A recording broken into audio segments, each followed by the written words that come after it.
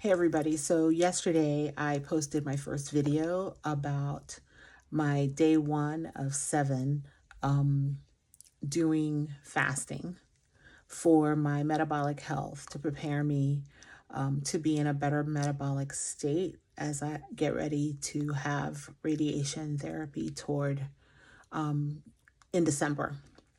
Well, I can tell you that my fast lasted 23 hours. I broke my fast at that time. So I was unsuccessful at even getting to the next day. And it's because I have a sugar addiction. I am addicted to sugar, and it doesn't even mean like actual table sugar and desserts, because I don't have those things in my home. It can be fruits, bread, raisins. I don't even have bread, to tell you the truth. Anything that's a carbohydrate is enough to sort of send me off of my path of being compliant.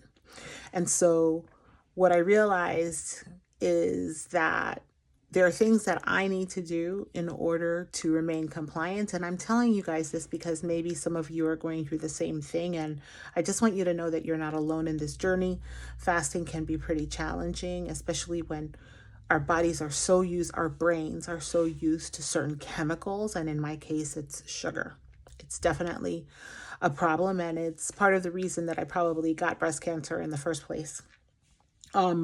Because we now know that cancer thrives on high glucose levels. And so one of the things that I realize is that I can't stay up late. When I blow past my bedtime and I stream later and later, I get hungry, but also I start mindlessly thinking, looking for, I start mindlessly looking for foods that are driven by the craving. It's not mostly about hunger. It's truly about the craving of sugar. So I'll look for bananas, I'll look for apples, I'll look for all things that for some people are okay, but for me, trying to get my A1C down, they're not helpful at all. And trying to keep my inflammation down, they're not helpful at all. So I need to stick to my bedtime routine, which is the goal is 10 o'clock because I've been getting up nice and early when sun rises to do my walking, which did go well today. I did do my walk today. I have a little list that I've written about this. As far as another area that we should consider tapping into is support. I have several friends that have been supporting me through my cancer journey, and I messaged one of them to let them know how yesterday went.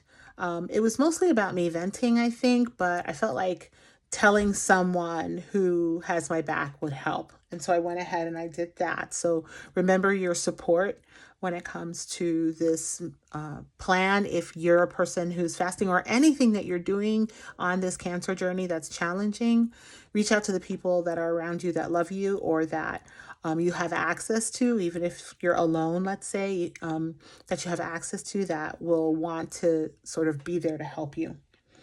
Another thing that's important is not to have food on hand that will drive your trigger further. That's not so easy for me because I don't live alone in this house. I live with my family and there's other food around. And if anyone has any suggestions as to how to, just sort of stay away from those foods that aren't even necessarily foods that I've purchased for myself, but are just part of the family's foods that don't help.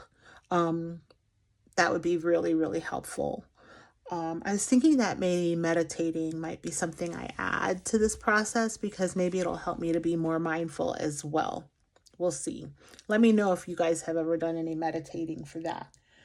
Then I also thought that the time of day that I tend to become non-pliant is the same time every time. And that tends to be in the late evenings around 8 o'clock into the night, 9 o'clock. And I thought maybe if I'm doing something different, something productive during that time, that will help me remember my reason for staying compliant, maybe that would help. And so a friend of mine gifted me access to a metabolic health summit that is about quitting sugar. And there are a lot of videos in there. So instead of just watching regular streaming, I've decided that I'm going to be watching those videos little by little instead. And so there'll be a constant reminder during the time that I need reminding. So those are the, maybe there's something that you can do that will help you with remembering, because sometimes we forget. It's an automatic thing. We have neuroplasticity, which means that, based on our experiences and our thoughts that are recurrent, we create new neural pathways in our brain that drive us toward a certain behavior, and those behaviors can either be positive or they can be behaviors that don't work in our favor. So it's sort of this automatic response that happens, and we have to create new neural nets, new neural pathways. And so that's what I'm trying to do as I'm trying to quit this whole sugar problem that's so problematic for me. And so if anybody has any suggestions as to what they've done, you know, leave me a comment and a message, and maybe we can help each other. All right. Thank you for listening. Like and subscribe. Okay. Bye-bye.